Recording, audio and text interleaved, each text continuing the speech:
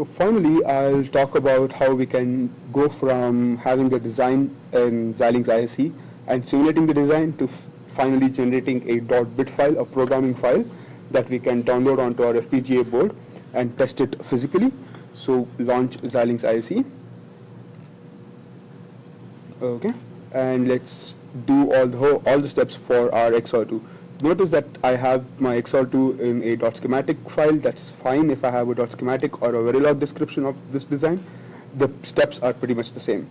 So you were in simulation, you need to get back to implementation.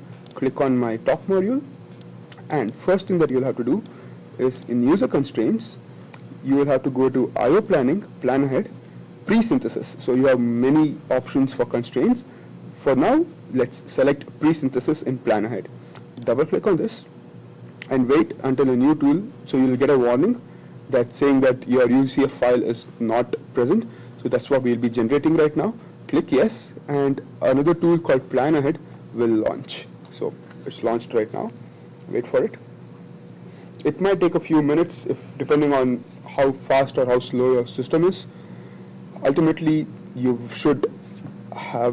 could run this in background and close this, and you should get a screen that looks something like this. You should have your FPGA package, you should have a device, and if you can click on RTL schematic, it will show you that it's an XOR gate that we have implemented. So you have two inputs, your XOR gate and your output. So go to Scalar ports. The first thing that you need to do is go to Scalar ports, and the first thing that I want you guys to do is go to IO standard, and the default is LV-CMOS 2.5. What this stands for is low voltage CMOS technology running at 2.5 volts. But since we are running at 3.3 volts, I want you guys to go and change it to LV-CMOS 33, which stands for low voltage CMOS running at 3.3 volts. So this is the first thing that you guys will have to do. Go and change it to LV-CMOS 33. Cool. Now that all of it is set to LV-CMOS 33, the next thing I want you to do is come to site. In site is where we specify your pins. Let's see, if the site is where you tell the tool where your inputs and outputs are connected inside your FPGA board. So what I mean by this is, if you can pull up, let's see if I can pull up this document. Right. Oops. Let's go back. Scroll all the way down to this picture. Right. So if you can look at your FPGA board, you have some slide switches right here, and then you have some output LEDs right here. You have a few push buttons, and you also have a 7-segment LED display. Right? You have slide switches, you have LEDs, you have push buttons, and you have your 7-segment display. So these are peripherals that are available on the board, so you can just test it on the go. But the challenge is that we need to specify the tool that what pin on this board is this slide switch connected to, what pin is this LED connected to on my Xilinx board.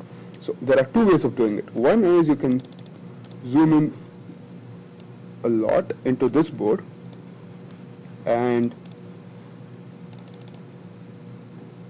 let's see, let's take an LED for example. Let me zoom in all the way right here, and let's take LD0, and it's connected to pin U16.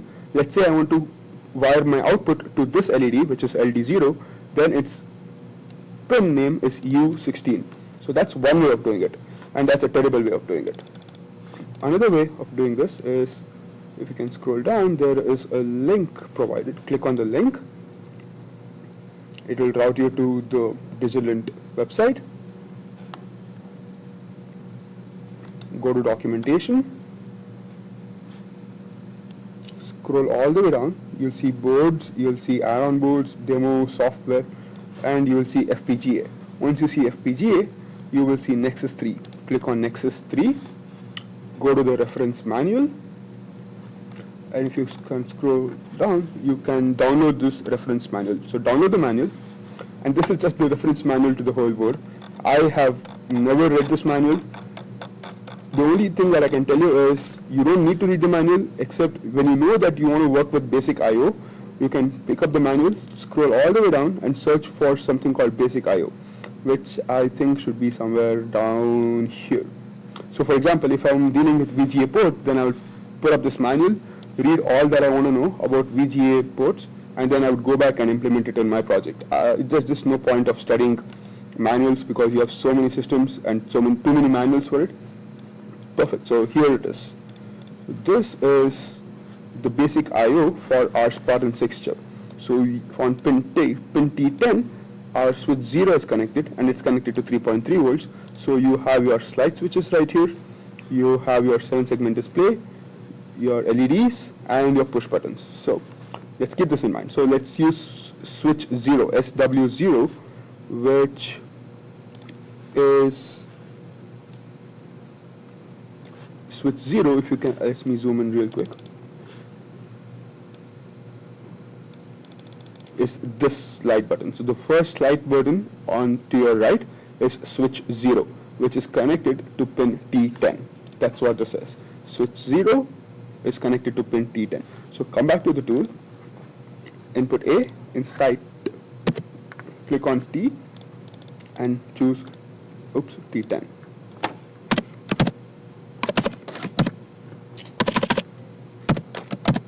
T10.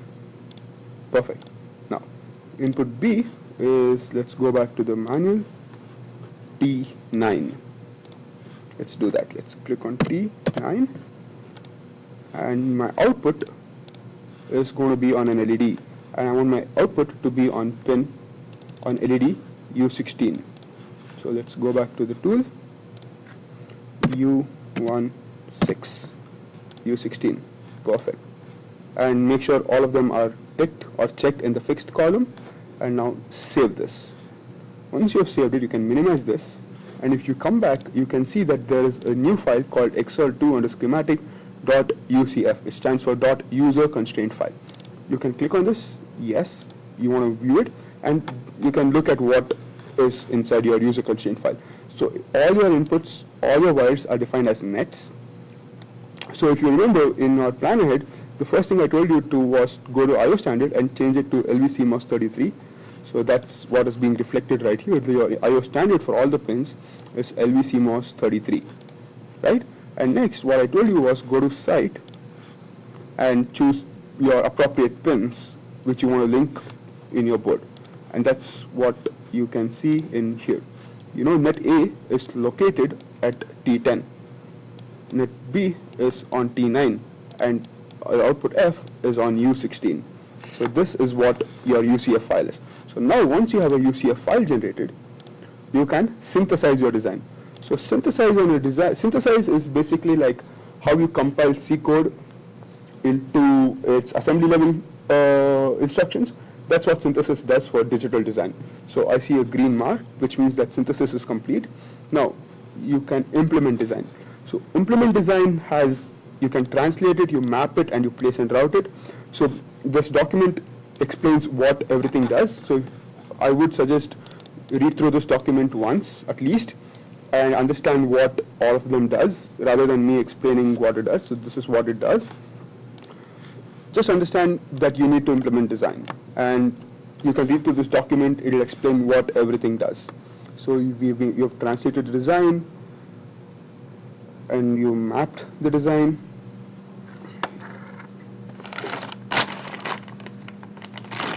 And it's also placed and routed your design.